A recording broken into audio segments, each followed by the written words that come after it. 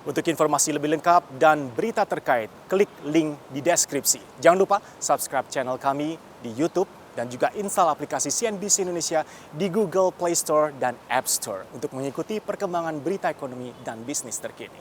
Kementerian Keuangan mengenai perakiraan realisasi pajak di 2020. Realisasinya seperti apa dan 2021 akan mengarah kemana? Adakah nanti juga perakiraan upaya yang akan dilakukan pemerintah untuk menggenjot pajak di 2021 nanti? Ya, memang pemerintah saat ini sedang fokus pada bagaimana melakukan dua hal sekaligus yang tidak mudah. Pertama, di masa pandemi pajak tidak mungkin dipungut dengan cara-cara normal. Maka fokus kita memberikan stimulus insentif pajak.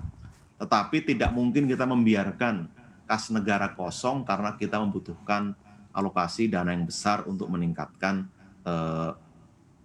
dukungan bagi penanganan COVID ini. Nah, maka dalam tarikan itu pemerintah memastikan pemungutan pajak tetap dijalankan dalam koridor relaksasi dengan cara moderat, tapi juga diharapkan optimal. Maka kami proyeksikan di tahun ini penerimaan pajak sesuai dengan Perpres 72 2020 itu tumbuh minus 10%, dan mudah-mudahan ini bisa dicapai. Kita perkirakan outlook kita adalah 1.070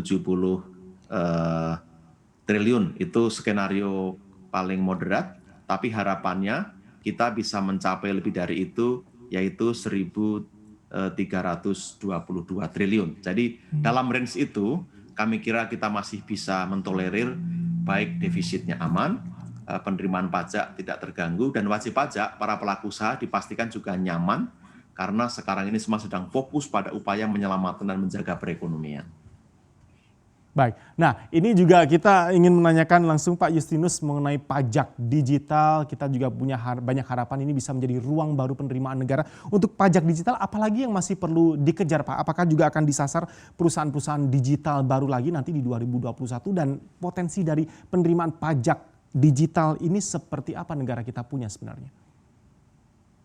Ya Mas Erwin, berdasarkan Undang-Undang 2 2020 kita punya keleluasaan untuk melakukan pemungutan pajak di sektor digital. Langkah pertama telah kita mulai dengan mengenakan PPN atas transaksi digital ini.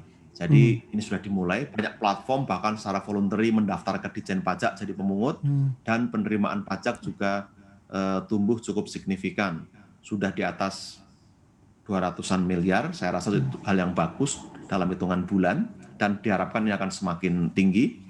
Lalu untuk potensi, kami sendiri masih menghitung, belum bisa dihitung dengan pasti, pengenaan pajak transaksi elektronik atau pajak penghasilan terhadap platform digital juga terus dikoordinasikan dengan inisiatif global, terutama OECD dan G20, supaya kita sejalan dengan apa yang menjadi framework mereka. Ini akan lebih kondusif bagi upaya kita menarik investasi lebih besar. Harapannya dapat segera diselesaikan framework itu, sehingga kita punya keleluasaan dan kelonggaran serta kepastian bagaimana skema pemajakan untuk platform digital dari sisi income-nya. Ini yang sedang kita tunggu, dan mudah-mudahan dalam waktu cepat OECD bisa menyelesaikan itu dan G20, sehingga kita punya ruang baru untuk potensi pajak. Seraya kita mengoptimalkan untuk dalam negeri, administrasi kita perbaiki, sehingga transaksi digital online juga akan lebih banyak tercapture ke dalam sistem perpajakan kita.